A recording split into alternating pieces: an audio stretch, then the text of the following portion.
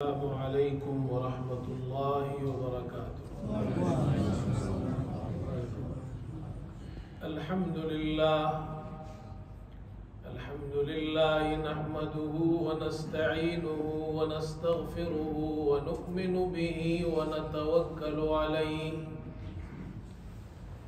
ونعوذ باللہ من شرور انفسنا ومن سیئات اعمالنا من يهده اللہ فلا مضل له ومن يضلله فلا هادی له ونشهد ان لا الہ الا اللہ وحدہ لا شریک له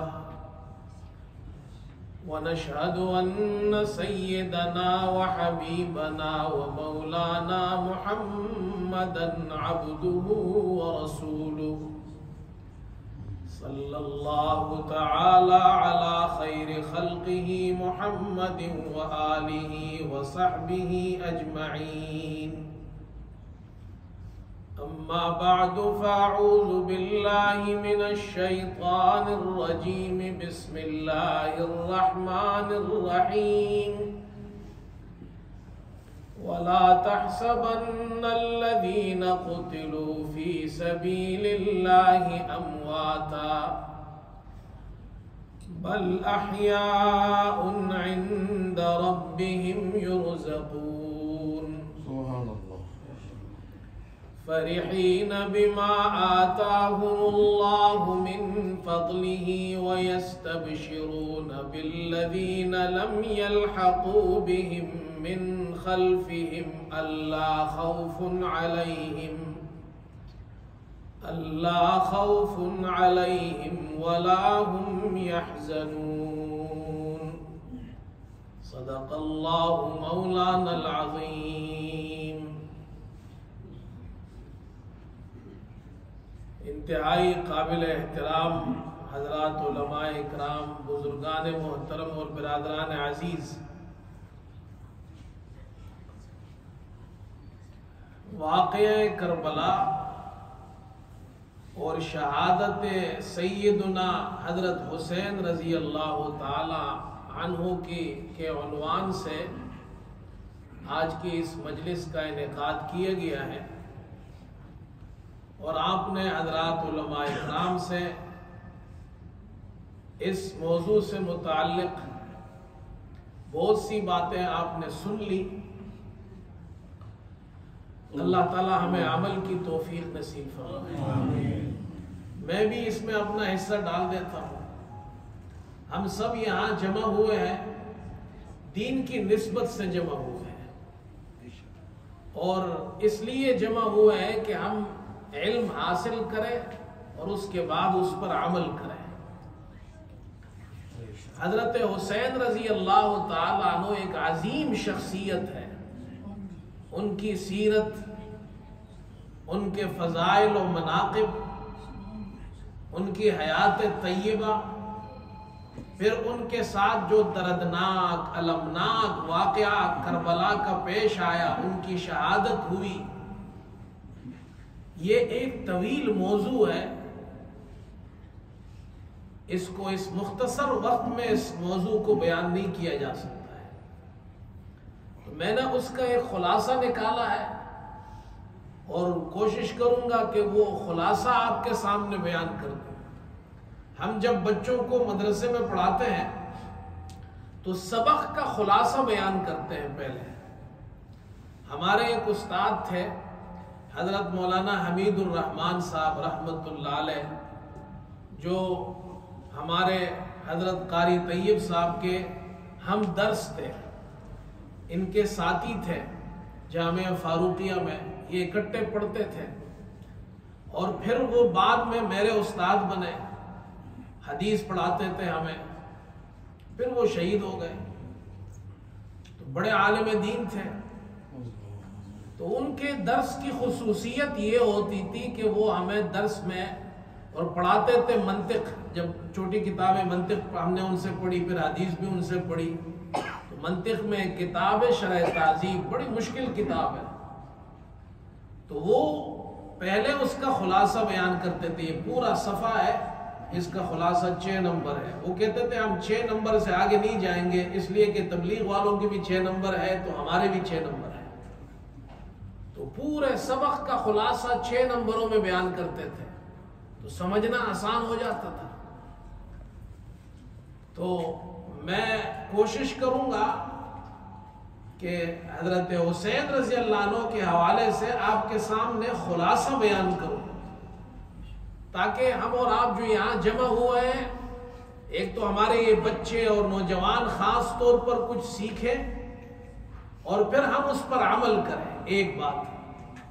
اور دوسری بات یہ بھی ضروری ہے، آج کل یہ سوشل میڈیا کا زمانہ ہے اور ہمارے نوجوان ہر ایک کے پاس یہ موبائل ہے اور اس پر ایسی چیزیں آتی ہیں، ایسے فتنے نمودار ہو گئے جس سے ہمارے بچے گمراہ ہو رہے ہیں، خاص طور پر صحابہ اکرام کے حوالے سے. اس حوالے سے بھی کچھ باتیں عرض کروں گا. حضرت حسین رضی اللہ عنہ، ان کی پیدائش سن 4 ہجری کو ہوئی ہے. ان کے بھائی حضرت حسن رضی اللہ عنہ کی پیدائش سن 3 ہجری کو ہوئی ہے. 1 سال وہ ان سے بڑے ہیں. حضرت حسن اور حسین رضی اللہ عنہما، ان کی پیدائش میں ہمارے لیے کیا سبق ہے؟ حضرت صلی اللہ علیہ وسلم کی 5 سنتیں ہیں حضرت حسن اور حسین کی پیدائش میں. اب اگر میں تفصیل سے بیان کروں تو لمبا وقت ہوگا، خلاصہ اس کا آسان ہے. خلاصہ اس کا 1 منٹ میں بیان ہو جائے گا، آپ سیکھ جائیں گے. حضرت حسن اور حسین رضی اللہ عنہ کی پیدائش میں حضرت صلی اللہ علیہ وسلم نے 5 کام کیے ہیں اور ہمیں وہ 5 کام سیکھنے ہیں. اللہ جن کو بچے دے، اللہ جن کی شادیاں ہو گئی، اللہ ان کو نیک اولاد دے، جن کی ہے اللہ ان کو نیک کر دے. تو یہ 5 کام بچوں کی پیدائش میں کرنے ہیں جو حضور صلی اللہ علیہ وسلم نے حضرت حسن اور حسین رضی اللہ عنہما کی پیدائش میں کیے ہیں. پہلا کام تحنیک ہے. تحنیک، بچہ جب پیدا ہو تو نومولود بچے کو میٹھا چٹاتے ہیں، شہد وغیرہ. اس زمانے میں عرب میں کھجور چبا کر تالو میں لگا دیتے تھے. حضرت صلی اللہ علیہ وسلم نے تحنیک کی. حافظ ابن کثیر کہتے ہیں حضرت حسین کی تحنیک حضور صلی اللہ علیہ وسلم نے کی ہے. دوسرا عمل، حضرت حسن کی پیدائش میں آپ صلی اللہ علیہ وسلم نے ان کے کان میں اذان دی. حضرت حسین رضی اللہ عنہ کی پیدائش میں بھی ان کے کان میں اذان دی. تیسرا عمل، آپ صلی اللہ علیہ وسلم نے دونوں کا عقیقہ کیا، 2 مینڈے دونوں کی طرف سے. چوتھا عمل، سر کے بال حلق کرنا. آپ صلی اللہ علیہ وسلم نے اپنے دونوں نواسوں کے سر کے بال حلق کیے. ایک روایت میں آپ نے اپنی بیٹی فاطمہ سے فرمایا حسن کے جتنے بال ہیں سر کے وہ حلق کر دو اور اس کے بعد اس کے وزن کے بقدر چاندی صدقہ کر دو. ٹھیک ہے بھائی، یا اس کی بقدر قیمت دے دو اندازے سے. 4 عمل ہو گئے. کتنے ہو گئے؟ اور 5واں عمل رہ گیا. حضرت حسن پیدا ہوئے، آپ صلی اللہ علیہ وسلم نے حضرت علی سے پوچھا کیا نام رکھا ہے؟ کہا میں نے نام رکھا ہے حرب. حرب کے معنی جنگ کے ہیں. حضرت علی رضی اللہ عنہ تو بہادر تھے، اسلامی جنگوں میں حصے لیے، تو انہوں نے نام رکھا حرب. آپ صلی اللہ علیہ وسلم نے فرمایا نہیں، ان کا نام حسن ہے. پھر حضرت حسین پیدا ہوئے، پھر پوچھا کیا نام رکھا؟ حضرت علی نے فرمایا حرب. آپ نے فرمایا حرب نہیں، حسین ہے. 5 کام کرنے ہیں بھائی. ٹھیک ہے بھائی، سیکھ گئے. یہ حضرت حسن اور حضرت حسین رضی اللہ عنہما کی پیدائش میں یہ 5 کام کرتے ہیں. آگے چلے. حضرت صلی اللہ علیہ وسلم نے حضرت حسن اور حسین کی تربیت کی ہے. حضرت حسن جب حضرت صلی اللہ علیہ وسلم وفات ہوئے، حضرت حسن کی عمر 7 سال، حضرت حسین کی 6 سال تھی. اس چھوٹی عمر میں انہوں نے کیا تعلیم حاصل کی ہے؟ 4 باتیں میں بیان کرتا ہوں جو بچوں کو سکھانے کی ہے. صرف 4 نہیں سکھانی، یہ 4 بڑی باتیں ہیں. جو کورس ہوتا ہے نا، یہ وہ سلیبس ہے. کیا 4 چیزیں بچوں کو 4 قسم کی کتابیں سمجھ لے بچوں کو پڑھانے کی ہے بچپن میں. آپ صلی اللہ علیہ وسلم نے 4 چیزیں جو سکھائی ہیں ان میں سے میں 4 بیان کر رہا ہوں۔ حضرت حسن اور حسین رضی اللہ عنہما نے حضرت صلی اللہ علیہ وسلم سے جو باتیں سیکھی، امام احمد نے مسند احمد میں وہ حدیثیں ذکر کی ہے۔ حضرت حسن کی حدیث بھی لائے ہیں، حضرت حسین کی حدیثیں بھی لائے ہیں، ان میں سے 4 آپ کو بتا رہا ہوں۔ پہلی بات، حضرت حسن فرماتے ہیں رسول اللہ صلی اللہ علیہ وسلم نے مجھے بچپن میں دعائے قنوت سکھائی۔ آج تو ہمارے بڑے بڑوں کو دعائے قنوت بعضوں کو نہیں آتی ہے، بچپن میں سکھائی۔ دوسری چیز، حضرت حسن سے کسی نے پوچھا بچپن میں حضرت صلی اللہ علیہ وسلم سے کچھ سیکھا ہے، کچھ تمہیں یاد ہے؟ فرمایا ہاں، ایک مرتبہ میں جا رہا تھا، میں نے زکوٰۃ اور صدقات کی کھجور اٹھا کر منہ میں ڈال لی، آپ نے فرمایا اس کو پھینک دو، ہمارے لیے محمد صلی اللہ علیہ وسلم اور آل محمد کے لیے زکوٰۃ اور صدقات حلال نہیں ہے۔ بچپن میں یہ ٹاپک سکھانا بچوں کو حلال کیا ہے، حرام کیا ہے، اب اس پر مستقل کتابیں ملتی ہیں، بچوں کو سکھائے۔ حلال کھانا بھی حرام ہے، حرام عمل بھی حرام ہے، یہ بچوں کو سکھانا ہے۔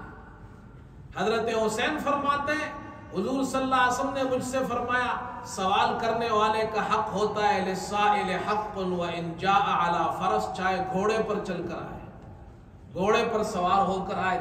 بچوں کو اچھے اخلاق سکھانا، اخلاق والی کتاب سکھانی ہے جس میں اخلاقیات ہو۔ چائے مانگنے والا مالدار نظر آئے، گھوڑے پر بیٹھ کر آئے، اپنے نواسے سے فرمایا اس کا بھی حق ہے، وہ تم سے مانگے اسے دینا ہے۔ بچوں کو سخاوت سکھانی ہے۔ چوتھی چیز، حضرت حسین فرماتے ہیں حضور صلی اللہ علیہ وسلم نے مجھ سے فرمایا کسی آدمی کو مصیبت پہنچ جائے اور پھر زمانہ گزر جائے، اس کے بعد کئی سال بعد اسے وہ مصیبت یاد آئے اور وہ انا للہ و انا الیہ راجعون پڑھے، اللہ اس وقت انا للہ پڑھنے پر وہی ثواب عطا فرماتا ہے جو مصیبت کے وقت صبر کرنے پر عطا فرماتا ہے۔ آپ نے اپنے نواسے کو سکھایا تکلیف آئے تو پریشان نہیں ہونا، اللہ سے مدد مانگنا۔ اسی لیے حضرت حسین پر جب تکلیف آئی تو وہ پریشان نہیں ہوئے، استقامت کے ساتھ رہے۔ بچوں کو یہ بھی سکھانا ہے کوئی تکلیف آئے پریشان نہیں ہونا، اللہ سے مدد مانگنا۔ یہ 4 ٹاپک ہے حضرت حسین اور حضرت حسن نے حضرت صلی اللہ علیہ وسلم سے سیکھے۔ ہمارے بچوں کو بھی نماز آنی چاہیے، ہمارے بچوں کو بھی قرآن آنا چاہیے، ہمارے بچوں کو بھی پتہ ہو کہ حلال کیا ہے، حرام کیا ہے، ہمارے بچوں کو بھی پتہ ہو اچھے اخلاق کیا ہے، ہمارے بچوں کو بھی پتہ ہو کہ استقامت، پریشانی میں، تکلیف میں، مصیبت میں پریشان نہیں ہونا، گھبرانا نہیں ہے، ٹینشن میں نہیں آنا، ڈپریشن میں نہیں جانا۔ یہ چیزیں سکھانے کی ہے۔ یہ حضرت حسن اور حسین رضی اللہ عنہما کو اللہ کے رسول صلی اللہ علیہ وسلم نے سکھائی ہے۔ وقت نہیں ہے ورنہ میں آپ کو وہ ساری حدیثیں تو نہیں بیان کر سکتا، تو یہ 4 خلاصے کے طور پر میں نے بیان کی۔ آگے چلے، حضرت حسن اور حسین آل رسول ہے اور آل رسول کے ہم پر حقوق ہیں، صحابہ کے بھی ہم پر حقوق ہیں، ازواج مطہرات کے بھی ہم پر حقوق ہیں۔ اب یہ سارے میں بیان کروں تو یہ تو پوری کتاب ہے، تو اس کا خلاصہ ہے 12 چیزیں، یہ یاد کر لو۔ 12 چیزیں یاد کر لو گے، صحابہ کے بارے میں، ازواج مطہرات کے بارے میں، اہل بیت کے بارے میں، آل رسول کے بارے میں، ساری باتیں آپ کو خلاصے کے طور پر معلوم ہو جائے گی۔ تو آل رسول کے 3 حقوق ہیں۔ پہلا حق، ان کے بارے میں یہ عقیدہ رکھنا کہ محمد صلی اللہ علیہ وسلم کی آل، آپ کی اولاد، آپ کا خاندان دنیا کا سب سے افضل خاندان ہے، اس سے بڑا خاندان دنیا میں کسی کا نہیں ہے۔ بادشاہ کا خاندان ہو، وزیروں کا خاندان ہو، مالداروں کا خاندان ہو، دنیا کے سارے خاندان جمع ہو جائے، خدا کی قسم رسول اللہ صلی اللہ علیہ وسلم اور آل رسول کی خاندان تک نہیں پہنچ سکتے ہیں۔ پہلا حق ہے۔ دوسرا حق، آل رسول کا دوسرا حق، ان کے لیے زکوٰۃ حلال نہیں ہے۔ آپ نے فرمایا میرے لیے، میری اولاد کے لیے زکوٰۃ حلال نہیں، ان کی مدد کرو۔ آل رسول میں جو غریب ہو ان کو زکوٰۃ مت دو۔ حضور صلی اللہ علیہ وسلم نے فرمایا زکوٰۃ لوگوں کا میل ہے، میرا خاندان یہ میل نہیں کھاتا، ان کو صاف پیسے دو۔ تیسرا حق ان کا، درود شریف میں جب ہم حضور صلی اللہ علیہ وسلم پر درود پڑھتے ہیں، ان کے آل پر بھی درود پڑھتے ہیں، اللہم صلی علی محمد وعلی آل محمد، اور اسی طرح اللہم بارک علی محمد وعلی آل محمد۔ یہ 3 حق ہے، سمجھ گئے بھائی؟ یہ خلاصہ ہے اس کا۔ 3 حق ازواج مطہرات کے ہیں۔ حضور صلی اللہ علیہ وسلم کی ازواج مطہرات مسلمانوں کی مائیں ہیں، ان کے بارے میں 3 باتیں آپ کو سمجھنی ہے۔ نمبر 1، ازواج مطہرات، ان کی پاکی کو اللہ نے بیان کیا ہے۔ دنیا کی ساری عورتیں جمع ہو جائے، ازواج مطہرات کا مقابلہ نہیں کر سکتی۔ اللہ نے ان کی طہارت قرآن میں بیان کی ہے، یہ عقیدہ رکھنا ہے۔ انما یرید اللہ لیذہب عنکم الرجس اہل البیت ویطہرکم تطہیرا۔ حضور صلی اللہ علیہ وسلم کی بیویاں وہ پاک، ہماری مائیں ہیں، پہلا حق۔ اچھا، یہ جو طہارت ہے، آیت تطہیر، یہ ازواج مطہرات کے بارے میں نازل ہوئی۔ حضور صلی اللہ علیہ وسلم نے اس آیت کے نزول کے بعد حضرت حسن، حضرت حسین، حضرت فاطمہ، حضرت علی کو اپنے ساتھ ایک چادر کے اندر جمع کیا، فرمایا اللہم ہؤلاء اہل بیتی فطہرہم تطہیرا، اے اللہ یہ میرے اہل بیت ہیں، ان کو بھی پاک کر دے۔ اللہ تعالیٰ نے آیت نازل کی حضور صلی اللہ علیہ وسلم کی ازواج کے بارے میں کہ یہ پاکیزہ خواتین ہیں، اور اللہ کے رسول صلی اللہ علیہ وسلم نے اس فضیلت میں حضرت علی، فاطمہ، حسن، حسین کو بھی شامل فرمایا۔ جو طہارت ان کو حاصل ہے وہی طہارت ان کو بھی حاصل ہے۔ دوسرا حق ازواج مطہرات کا، اللہ نے قرآن میں فرمایا کہ پیغمبر کی بیویاں تمہاری مائیں ہیں، وازواجہ امہاتہم، ان کا احترام تمہارے اوپر واجب ہے۔ تیسرا حق، لا تنکحوا ازواجہ من بعدہ ابدا، پیغمبر کی بیویاں ایسی خواتین ہیں پیغمبر کے انتقال کے بعد کوئی ان سے شادی نہیں کر سکتا۔ یہ 3 حقوق ہے، یہ اللہ نے قرآن میں بیان کیے ہیں۔ پھر صحابہ کے 6 حقوق ہیں، یہ خلاصے کے طور پر، تفصیل اس کی زیادہ ہے، میں نے اس کا خلاصہ 6 میں بیان کیا ہے۔ یہ اس لیے بیان کر رہا ہوں، آج کل فتنے کا زمانہ ہے، تھوڑا سا میں آپ کو یہ بیان کر دوں جو ہمارے نوجوان آئے ہیں۔ میری عادت ہے میں نام نہیں لیتا کسی کا، لیکن ایسے فتنے اب ہمارے یہاں شروع ہو گئے ہیں سوشل میڈیا پر، اور اس قسم کی چیزیں ان کے فالوور زیادہ ہوتے ہیں اور وہ صحابہ اکرام پہ اٹیک کرتے ہیں۔ یاد رکھے، میں نے آل رسول کے حقوق بیان کیے، اہل بیت کے حقوق بیان کیے، ازواج مطہرات کے حقوق بیان کیے۔ ہم صحابہ اکرام کا بھی احترام کرتے ہیں، اہل بیت کا بھی احترام کرتے ہیں، آل رسول کا بھی احترام کرتے ہیں۔ اب میں آپ کو ایک مثال دیتا ہوں، ایک آدمی ہے، میں نے کہا میں نام نہیں لیتا، ہمارے نوجوان سنتے ہیں موبائلوں پر، پھر وہ آ کر ہم سے پوچھتے ہیں، اور میں نے خود اپنی کانوں سے اس کی یہ بات سنی ہے، اور اس نے یہ کہا کہ نعوذ باللہ، صحابہ 2 قسم کی جماعتیں ہیں صحابہ کی، ایک تو وہ جو مخلص صحابہ ہے وہ تو ٹھیک ہے، اور دوسری قسم صحابہ کی وہ ہے نعوذ باللہ جو منافق صحابہ ہے۔ یہ موجود ہے، اب نیٹ پر جائیں، موجود ہے، اور ہمارے بچوں کو علم تو ہے نہیں، مسجد میں وہ آتے نہیں ہیں، دین کا علم حاصل کرتے نہیں ہیں، تو بیچارے گمراہ ہو جاتے ہیں۔ اچھے اچھے نوجوان میں نے دیکھے اپنے آنکھوں سے گمراہ ہو گئے۔ صحابہ نعوذ باللہ مخلص بھی ہے، صحابہ میں ایک جماعت منافقین کی ہے۔ دلیل کیا پیش کرتے ہیں؟ ایک مرتبہ جو ابن ابی تھا، یہ منافقین کا سردار، اس نے مسلمانوں کے بارے میں، حضرت صلی اللہ علیہ وسلم کے بارے میں بڑی سخت غلط بات کی۔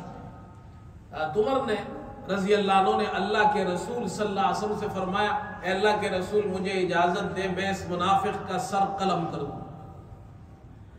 آپ صلی اللہ علیہ وسلم نے فرمایا چھوڑ دو، اسے قتل مت کرو۔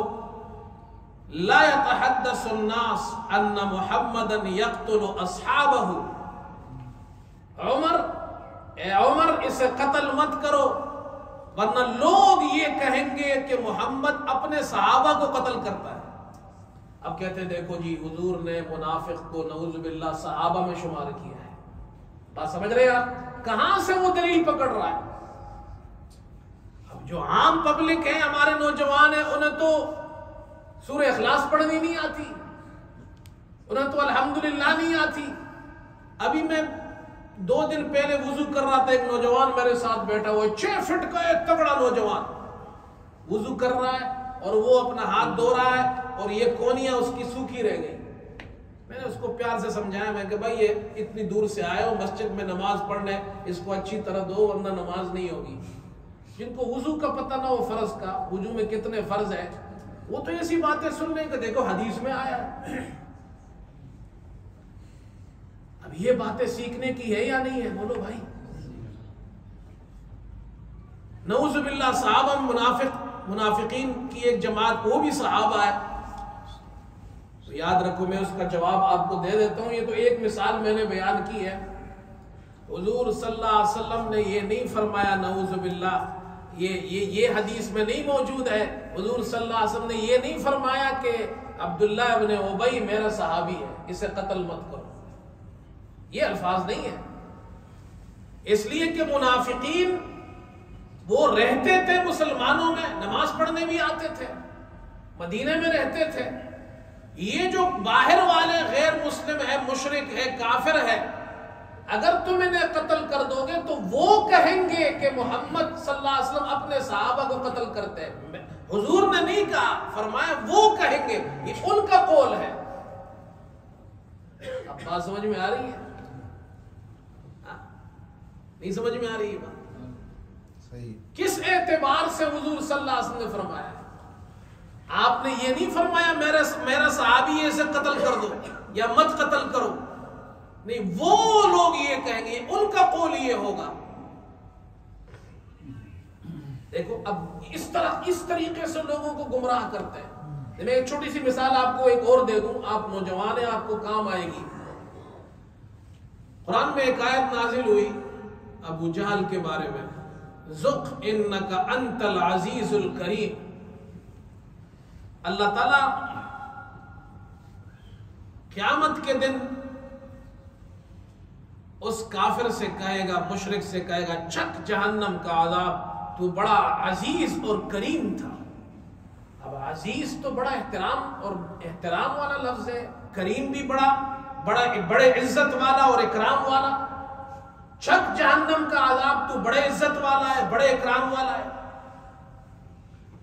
اب اگر کوئی غیر مسلم آ کر آپ سے کہے کہ جی اللہ تعالیٰ تو اس کو عزیز اور کریم کہہ رہا ہے، ابو جہل عزیز تھا؟ بولو بھائی، نہیں تھا، وہ تو ذلیل تھا۔ ابو جہل محترم تھا، کریم تھا؟ نہیں تھا بھائی، نہ کریم تھا نہ عزیز تھا۔ قرآن تو کہہ رہا ہے ذُقْ إِنَّكَ أَنْتَ الْعَزِيزُ الْكَرِيمُ۔ تو یاد رکھو، ہر بات جو کی جاتی ہے وہ کس انداز سے کی جا رہی ہے۔ اللہ تعالیٰ اس کو مطعون کر رہے ہیں، اور یہ اس لیے کہہ رہے ہیں دنیا میں تو اپنے آپ کو بڑا عزیز اور کریم سمجھتا تھا، اب چک یہ عذاب۔ جیسے دنیا میں کوئی شخص یہ کہتا ہے جی میں بڑا نیک آدمی ہوں، لوگوں سے کہتا پھرتا ہے، اور پھر اس نے جناب کوئی چوری کر لی، ڈاکہ ڈال دیا، لوگ کہتے ہیں جی دیکھو جی جناب وہ بڑا نیک آدمی جا رہا ہے جو اپنے آپ کو نیک کہتا تھا، تم تو بڑے نیک ہو۔ یہ اس کو طعن دیا جاتا ہے۔ قرآن کریم نے اسی انداز سے کہا ہے، بات سمجھ میں آ رہی ہے؟ اسی طرح حضور صلی اللہ علیہ وسلم نے یہ نہیں کہا یہ منافق نعوذ باللہ میرا صحابی ہے، آپ نے فرمایا لوگ یہ کہیں گے۔ تو میرے دوستو یہ ایک مثال میں نے دی ہے، آپ سمجھ جائیں کتنے فتنے ہیں صحابہ کے بارے میں۔ صحابہ اکرام کے بارے میں 6 باتیں آپ سمجھ لیں، ورنہ ان کا نقصان نہیں ہوگا نعوذ باللہ اگر اس فتنے میں آ گئے تو ہمارا ایمان اللہ نہ کرے خراب ہو جائے۔ پہلا عقیدہ اور پہلا حق صحابہ کے بارے میں یہ ہے کہ صحابہ کے بارے میں یہ عقیدہ رکھنا کہ محمد صلی اللہ علیہ وسلم کی امت میں سب سے افضل طبقہ صحابہ کا طبقہ ہے، یہ عقیدہ رکھنا۔ کنتم خیر امت، سب سے بہترین امت، سب سے بہترین طبقہ صحابہ کا طبقہ ہے۔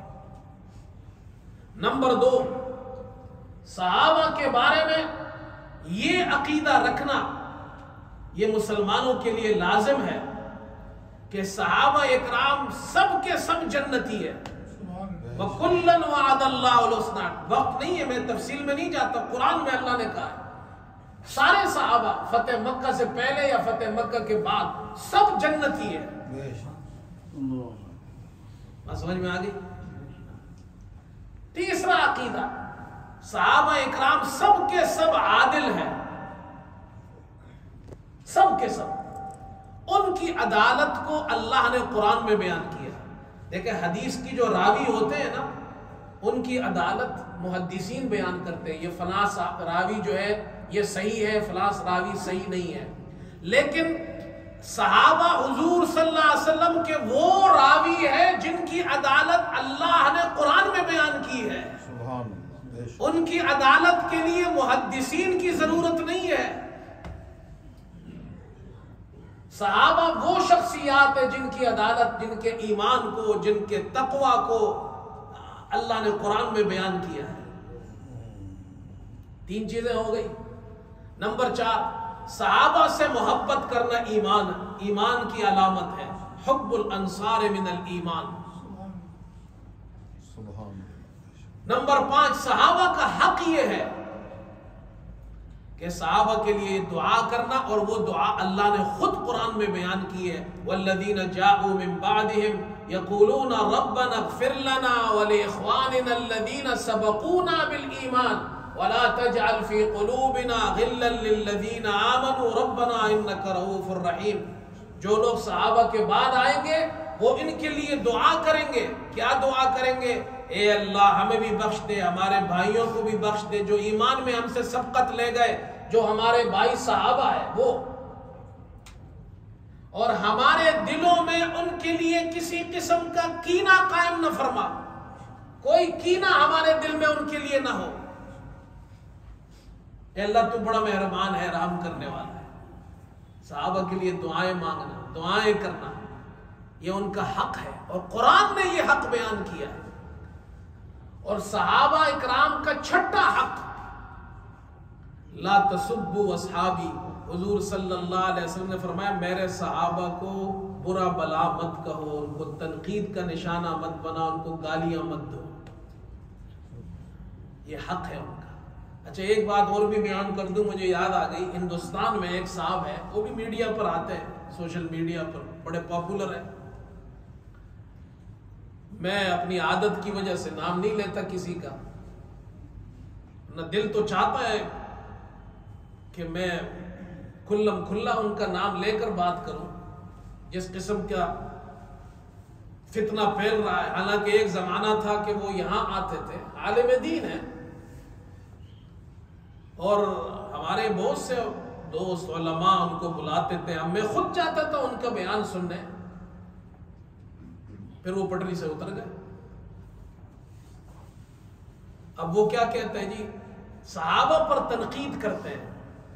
اچھا جب یہ حدیث بیان کی جاتی ہے، یہ صحیح حدیث ہے، لا تسبوا اصحابی، میرے صحابہ کو برا بلا مت کہو، گالیاں مت دو، پھر آپ صلی اللہ علیہ وسلم نے فرمایا فوالذی نفس محمد بیدہ لو ان احدکم انفق مثل احد ذهبا ما بلغ مد احدهم ولا نصیفہ، او کما قال علیہ السلام۔ اس ذات کی قسم جس کے قبضے میں محمد صلی اللہ علیہ وسلم کی جان ہے، اگر تم میں سے کوئی احد پہاڑ کے برابر بھی سونا صدقہ کرے تو میرے صحابہ کے ایک مٹھی جو کے برابر اور یا 2 مٹھی کے برابر بھی تم اس کا ثواب نہیں حاصل کر سکتے جو وہ اللہ کے راستے میں صدقہ کرتے ہیں۔ ٹھیک ہے، اب یہ حدیث صاف صاف بتا رہی ہے کہ صحابہ پہ تنقید جائز نہیں ہے۔ بھائی ہم کون ہوتے ہیں صحابہ پہ تنقید کریں؟ حدیث صحیح حدیث بیان کر رہا ہوں، لیکن ان لوگوں کو تو صحابہ پر تنقید کرنی ہے، حضرت معاویہ رضی اللہ عنہ پہ بھی کرنی ہے۔ اب وہ یہ کیا کہتے ہیں، اپنے لیے تنقید کا راستہ کھولنے کے لیے، نعوذ باللہ ہمارے نوجوانوں کو گمراہ کرنے کے لیے وہ یہ کہتے ہیں یہ جو حضور صلی اللہ علیہ وسلم نے فرمایا ہے لا تسبوا اصحابی، یہ تمام صحابہ کے لیے نہیں ہے۔ نعوذ باللہ، کیا دیکھیں گمراہ کیسے کرتے ہیں۔ کہتے ہیں خالد بن ولید اور عبد الرحمن بن عوف کے درمیان اختلاف ہو گیا، بات ہو گئی۔ آپ صلی اللہ علیہ وسلم نے اس موقع پر یہ ارشاد فرمایا میرے صحابہ کو برا بلا مت کرو، تو وہ کہتے ہیں خالد بن ولید یہ متاخرین صحابہ میں سے ہے، عبد الرحمن بن عوف متقدمین صحابہ میں سے ہے۔ آپ نے خالد بن ولید سے کہا ہے، متاخرین سے کہا ہے کہ تم متقدمین کا احترام کرو، لہذا یہ متاخرین کے لیے نہیں ہے، جو بعد والے ہیں ان کے لیے نہیں ہے، ان پہ تنقید ہو سکتی ہے۔ دیکھو سمجھ گیا بھائی، اب وہ چور راستہ اپنے لیے بنا رہا ہے نا، کسی طریقے سے میں صحابہ پر تنقید کروں۔ تو بھائی اب اس کا جواب میں آپ کو سمجھا دیتا ہوں تاکہ ہمارے بچوں کو بھی سمجھ میں آ جائے، ہمارے نوجوانوں کو بھی سمجھ میں آ جائے۔ حضرت صلی اللہ علیہ وسلم نے یہ جو حکم ارشاد فرمایا بقول آپ کے کہ خالد بن ولید سے کہا عبد الرحمن بن عوف کے لیے، آپ سب کے لیے نہیں مانتے ہیں، متقدمین کے لیے کہتے ہیں تنقید جائز نہیں، متاخرین پہ جائز ہے، نعوذ باللہ، تو پھر آپ نے تو متاخرین متقدمین کا نام بھی نہیں لیا، آپ نے تو ایک صحابی کو دوسرے صحابی کے بارے میں کہا ہے، پھر تو حدیث صرف ان کے لیے ہونی چاہیے، باقی کسی کے لیے بھی نہیں ہونی چاہیے آپ کے اصول کے مطابق۔ بس سمجھ میں آ رہی ہے بھائی؟ عرف کے اندر آپ دیکھیں، جب آپ یہ کہتے ہیں میرے صحابہ کو برا بلا مت کہو تو اس میں سارے صحابہ شامل ہوتے ہیں۔ اب اس کی ایک مثال سمجھاتا ہوں میں آپ کو۔ ایک آدمی کے بیٹے ہیں، وہ اپنے چھوٹے بیٹے سے کہتا ہے کہ تم اپنے بڑے بھائی کا احترام کرو، اسے گالی مت دینا، اسے برا بلا مت کہنا۔ دونوں میں جھگڑا ہو گیا، چھوٹے سے کہا کہ بڑے کو گالی مت دینا۔ اس کا کیا مطلب ہے؟ وہ دنیا سے کہہ رہا ہے کہ تم میرے بڑے بیٹے کو تو گالی نہیں دے سکتے، میرے چھوٹے بیٹے کو دے سکتے ہو۔ بولو بھائی، یہ بات سمجھ میں آتی ہے؟ عقل میں آتی ہے یہ بات؟ دنیا میں ایسا کوئی ہوگا اپنے چھوٹے بیٹے سے کہے تم بڑے بیٹے کو گالی مت دینا؟ اس کا مطلب یہ ہوگا نعوذ باللہ کہ وہ اپنے لوگوں سے یہ کہہ رہا ہے میرے بڑے بیٹے کو تو کچھ مت کہو، چھوٹے بیٹے کو گالی دو۔ دنیا میں یہ کوئی مطلب نہیں لیتا۔ اس کا مطلب یہ ہے جب متاخرین صحابہ کے لیے، متقدمین صحابہ پہ تنقید جائز نہیں تو امت کے لیے تو کسی بھی صحابی پہ تنقید جائز نہیں ہوگی، اس لیے کہ سب حضور کے صحابہ ہیں۔ یہ میں نے اس لیے کہا میرے دوستو فتنے کا زمانہ ہے، مجھے بیان کچھ اور کرنا تھا، میں کہیں اور نکل گیا تو وقت بھی ختم ہو گیا۔ حضرت حسین رضی اللہ عنہ کی شہادت کے حوالے سے مولانا نے بیان کیا، خلاصہ اس کا کربلا کا بیان کر دیا، تو میں دوبارہ نہیں بیان کرتا۔ البتہ میں ایک بات یہ عرض کر دیتا ہوں، ہم جو کربلا کا واقعہ پڑھتے ہیں، یہ تاریخ کی کتابوں میں ہے، اور یہ تاریخ کربلا کی بہت بعد میں لکھی گئی ہے، اس میں بہت سی چیزیں ملی ہوئی ہیں، ایسی ہے کہ جو صحیح نہیں ہے، بہت سے ضعیف ہیں تاریخی روایات، اور ان کی تو کوئی سند تو ہوتی نہیں ہے۔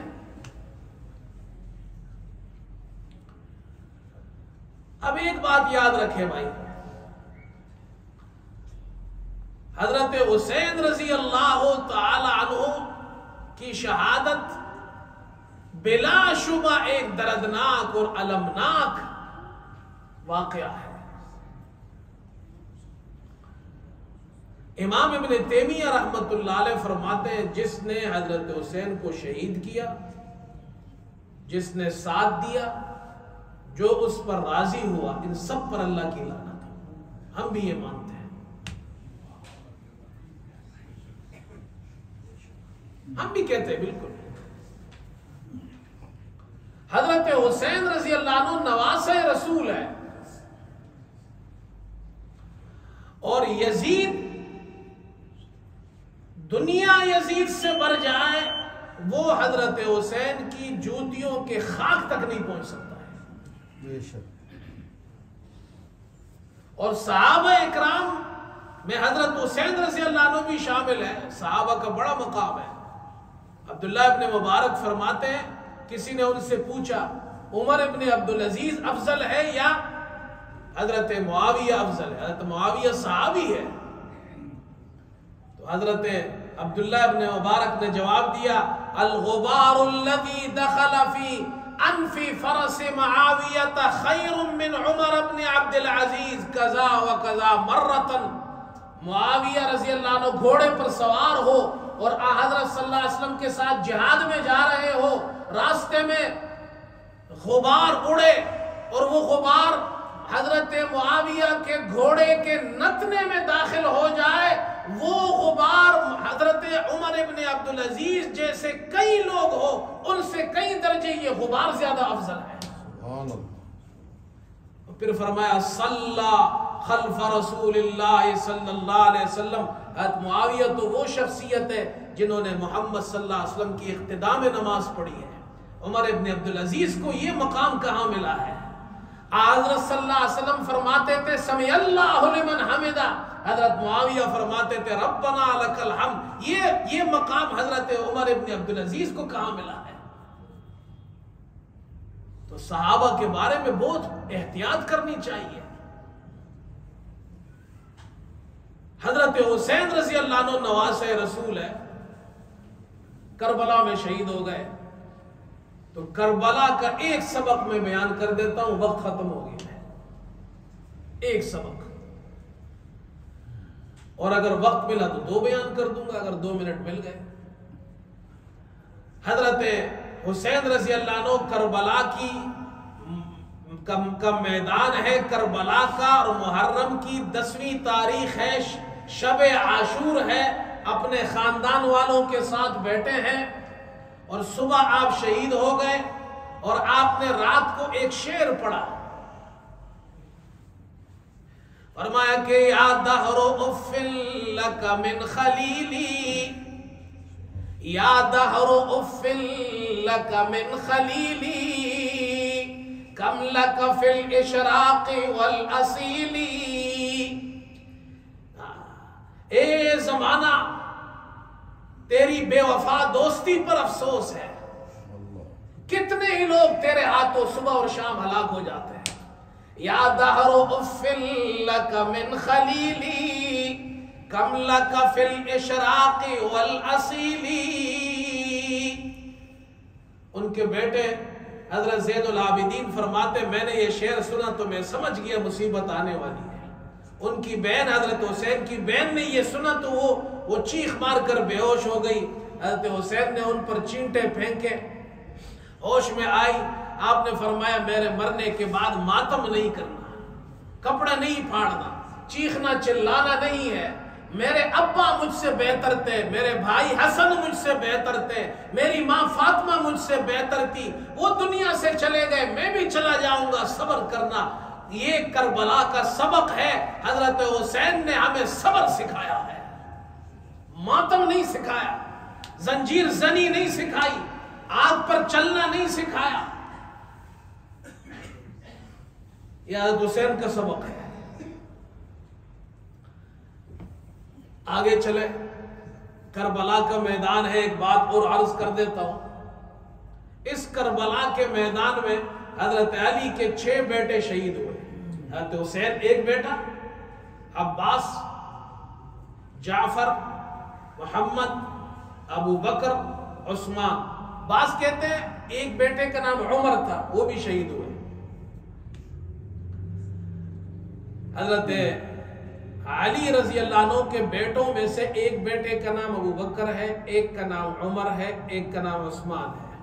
हजरत हसन का एक बेटा है, उसका नाम अबू बकर है। हजरत अली के जो बेटा है अबू बकर है, ये बड़ा दिलचस्प टॉपिक है, इधर वक्त नहीं है वरना मैं आपको बहुत कुछ बताता। हजरत अली का जो बेटा है उसका नाम अबू बकर है। अच्छा, हमारे यहाँ अहले सुन्नत की किताबों में हाफिज इब्न कसीर कहते हैं करबला में हजरत हुसैन के खानदान में सबसे पहले उनका बेटा अली अकबर शहीद हुआ। अलबत्ता अहले तशय्यो के यहाँ, उनके यहाँ बाज़ किताबों में मुफीद ने यह लिखा है कि हजरत अली के बेटों में सबसे पहले करबला में अबू बकर शहीद हुआ। तो मैं फिर कहता हूं ना कि अबू बकर जहां भी हो उसका नंबर पहले ही होता है। मोहम्मद सल्लल्लाहु अलैहि वसल्लम के सहाबा में अबू बकर थे तो उनका नंबर पहला है, और करबला के अंदर अली के बेटों में शहीद हुआ तो वो अबू बकर भी पहला है। अली के बेटों के नाम अबू बकर, उमर, उस्मान, अब्बास, जाफर। अब्बास उनके चचा है, जाफर उनके भाई है। अरबों के अंदर ये रिवाज है और आज भी है, और मुसलमानों में भी है। बहुत से खानदानों में आपने देखा हो अपने बुजुर्गों के नाम रखते हैं जिनसे मोहब्बत हो। कोई दादा का नाम रखता है, कोई चचा का नाम रखता है। अली अब्बास का नाम रखा अपने एक बेटे का चचा का नाम, और एक अपने भाई का नाम जाफर का नाम, अपने बेटे का नाम जाफर रखा। एक बेटे का नाम अबू बकर, एक का नाम उमर, एक का नाम उस्मान। अगर अली अबू बकर को नहीं मानते तो बेटे का नाम अबू बकर कैसे रखते? अली अबू बकर से मोहब्बत करते इसीलिए नाम अबू बकर रखा है। उमर से मोहब्बत करते नाम उमर रखा है। उस्मान से मोहब्बत करते इसलिए बेटे का नाम उस्मान रखा है। और फिर आपके पोते हजरत हसन का एक बेटा है, उसका नाम भी अबू बकर है। करबला का वाकया आप सुनते हैं, बहुत से लोगों से सुनते होंगे, सब नाम बयान करते होंगे, ये 3 नाम क्यों नहीं बयान किए जाते हैं? ये नाम तो हजरत अली ने रखे हैं। मैं ये कहता हूं अबू बकर नाम रखना अली की सुन्नत है, उमर नाम रखना अली की सुन्नत है, और उस्मान नाम रखना अली की सुन्नत है। हम खुलफाए राशिदीन के नाम रखते हैं। इस मस्जिद में हम इस वक्त बैठे हुए, इसका नाम क्या है? अबू बकर है। मैं एक 2 महीने पहले लेस्टर गया, वहां बयान था मस्जिद उमर में। मैंने कहा देखो हम ऐसी मस्जिद में आए जिसका नाम मस्जिद उमर है। तो वहां के इमाम साहब है, वो कहने लगे लेस्टर में चारों खुलफा के नाम पे मस्जिद है। अबू बकर के नाम पर भी मस्जिद है, उमर के नाम पर भी है, उस्मान के नाम पर भी है, अली के नाम पर भी है। हमारे यहाँ मस्जिद अली मिलेगी आपको, अबू बकर के नाम पे मस्जिद मिलेगी। हमारे यहाँ हसन नाम भी मिलेगा, हुसैन नाम के बच्चे भी मिलेंगे, अबू बकर, उमर, उस्मान, अली भी मिलेंगे। इसलिए कि हम सहाबा से भी मोहब्बत करते हैं, अहले बैत से भी मोहब्बत करते हैं, आले रसूल से भी मोहब्बत करते हैं। ये मोहब्बत हमें हजरत अली ने सिखाई है। समझ गए भाई? इसलिए भाई मुझसे जब कोई मुहर्रम में पूछता है कि मेरे यहाँ बेटा हुआ है, मैं क्या नाम रखूं, तो मैं उनसे कहता हूं या उमर नाम रखो या हुसैन नाम रखो। जुल्हिज्जा में कोई पूछता है हज के दिनों में बेटा हुआ है क्या नाम रखूं, मैं कहता हूं इस्माइल नाम रखो। हज के बाद पूछते मैं कहता हूं हजरत उस्मान के नाम पर उस्मान नाम रखो। अपने बच्चों के नाम सहाबा के नाम पर रखो। علماء نے لکھا ہے نام کا بڑا اثر ہوتا ہے. حافظ ابن قیم نے زاد المعاد میں ایک پورا ایک واقعہ، ایک چیپٹر بیان کیا اس پر، نام کا اثر ہوتا ہے. پورا ایک چیپٹر ہے. اور نام کا جب اثر ہوتا ہے تو بچوں کے نام صحابہ کے نام پر رکھیں گے، اللہ ان کے اندر اچھی صفات پیدا کرے گا. آج کل ایک عجیب سی جناب عادت پیدا ہو گئی ہے، اب لوگ نام رکھتے ہیں، وہ کہتے ہیں جی ایسا نام ہونا چاہیے ذرا ماڈرن قسم کا نام ہو. تو میرے پاس ایک آدمی آیا، وہ کہنے لگا جی مولوی صاحب مجھے ایسا نام بتائے جو بچے کے لیے نام رکھنا ہے، لیکن ایسا نام ہو جو آج تک کسی نے نہیں رکھا ہو، یونیک نام بتائے. میں نے کہا یار ایسا مت کرو، جو نام ہے وہی رکھو. کہہ رہی مولوی صاحب ذرا تھوڑا سا دیکھیں نا، بچوں کے نام ایسے اچھے ہونے چاہیے، ماڈرن قسم کا، پتہ چلے جی جناب. میں نے کہا بھائی کیسا نام چاہیے؟ کہتے کسی نے نہیں رکھا ہو، اور قرآن میں سے بتاؤ. نام بھی کسی نے نہیں رکھا اور قرآن میں سے بتاؤ. میں نے کہا بھائی شیطان نام رکھ لو، قرآن میں بھی ہے اور کسی نے بھی نہیں رکھا ہے. یہ کون سا طریقہ ہے بھائی؟ حضرت علی تو ابو بکر رکھ رہے، عمر رکھ رہے، عثمان رکھ رہے، اچھے نام رکھے. اللہ ہمیں عمل کی توفیق عطا فرمائے. وآخر دعوانا الحمدللہ رب العالمین.